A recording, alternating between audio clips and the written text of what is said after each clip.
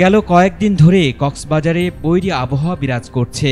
বঙ্গোপসাগরে সৃষ্ট লঘুচাপের প্রভাবে টানা ৪ দিন ধরে বৃষ্টিপাতের কারণে সাগরে উত্তাল অবস্থা দেখা গেছে। কখনো মাঝারি, কখনো মুষলধারে বৃষ্টিপাত হয় সমুদ্র পাড়ের মানুষের জীবনযাত্রা স্থবির হয়ে পড়েছে। ফলে বিশ্বের দীর্ঘতম সমুদ্র সৈকত দেখতে আসা হাজার হাজার পর্যটক পড়েছেন ভোগান্তিতে।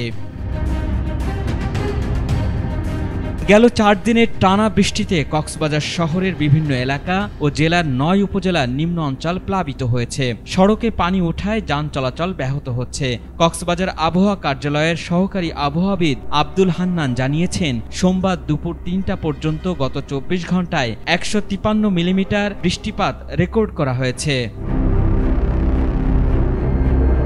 এদিকে কক্সবাজার সহ দেশের ৪টি সমুদ্র বন্দরে ৩ নম্বর স্থানীয় সতর্ক সংকেত জারি রেখেছে আবহাওয়া অধিদপ্তর।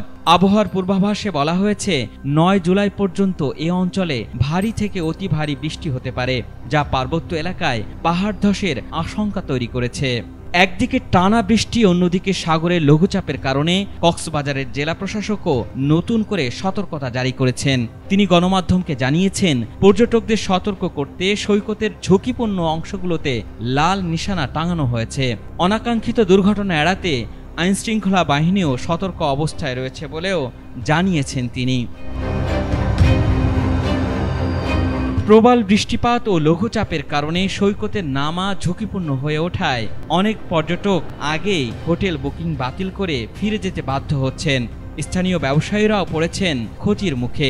কক্সবাজারের পর্যটক ও হোটেল ব্যবসায়ীরা জানিয়েছেন, ৩ দিনের ছুটি উপলক্ষে কক্সবাজারের হোটেল, মোটেল, রিসোর্ট ও গেস্ট হাউসগুলোর প্রায় ৯০% কক্ষ আগাম বুকিং করা ছিল।